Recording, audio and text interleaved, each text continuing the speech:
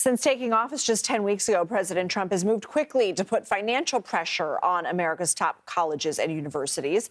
On Tuesday, the administration paused dozens of federal grants to Princeton University. Last month, it canceled $400 million to Columbia University, saying it hadn't done enough to combat anti-Semitism on campus. It suspended $175 million to the University of Pennsylvania for letting a trans woman compete in women's sports.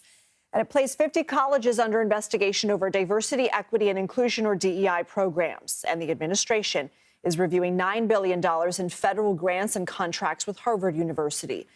The responses have been varied. Princeton said in a statement it would vigorously defend academic freedom. Columbia announced some policy changes to comply with the administration's concerns, but the funds have yet to be restored. Putting individual cases aside, my next guest argues this could be a moment for self-reflection. He writes in an opinion essay for the New York Times, colleges have to be much more honest with themselves. Greg Weiner joins us now. He's the president of Assumption University in Massachusetts. Thank you so much for being here. And I want to quote a few notable passages from your op-ed that struck me. You write that higher education is considerably left of the American public, a perspective often expressed in language that is less offensive than it is incomprehensible. What do you mean by that? And is that the impetus for your call for self-reflection? What I mean by that is that academics, we all tend to do it, use a lot of jargon that is that's simply very hard to understand. I think it's led to a divide between the academy and the American public. If you look at some of the protests that were happening on campuses last spring, I can imagine two reasonable responses if you're someone not connected with the academy and watching them.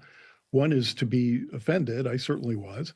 But the other is to simply not understand what they're talking about and change the channel.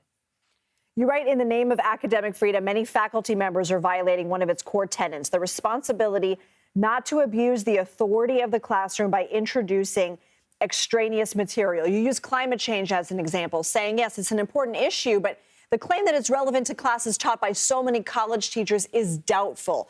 Can you explain how you came to that conclusion? Those aren't my principles on academic freedom. That's the American Association of University Professors. And they state very clearly, and this is the terrific champion of academic freedom, that academic freedom means that scholars have both special privileges and special responsibilities. One of the special responsibilities, in addition to promoting elevated debate and respectful hearing of different views, is to understand that there's a power dynamic between teacher and student.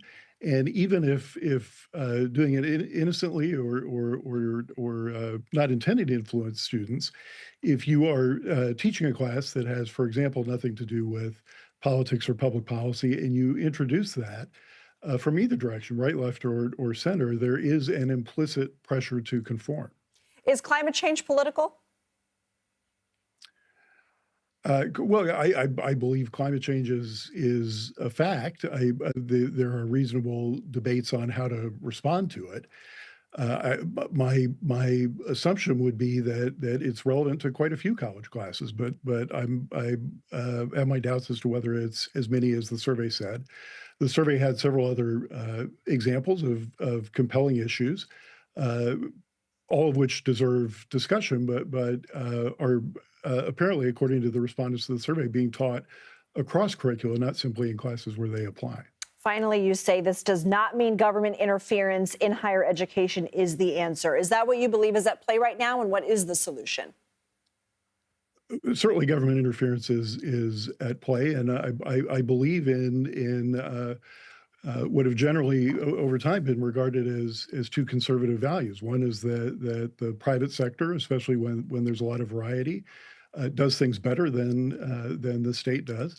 And the second is that it's very important that there be a layer of civil society, of independent civil society between the individual and the government. So I think that is that independence is quite important but it comes with a responsibility. And that responsibility is the willingness to take a hard look at ourselves and recognize that there are problems on campus. What we don't want to be is in the position of the patient who says, I disagree with the treatment the doctor prescribes, so I'm going to pretend I'm perfectly healthy. That doesn't help you debate the treatment constructively. President of Assumption University of Massachusetts, Greg Weiner, thank you for your time. Thank you very much.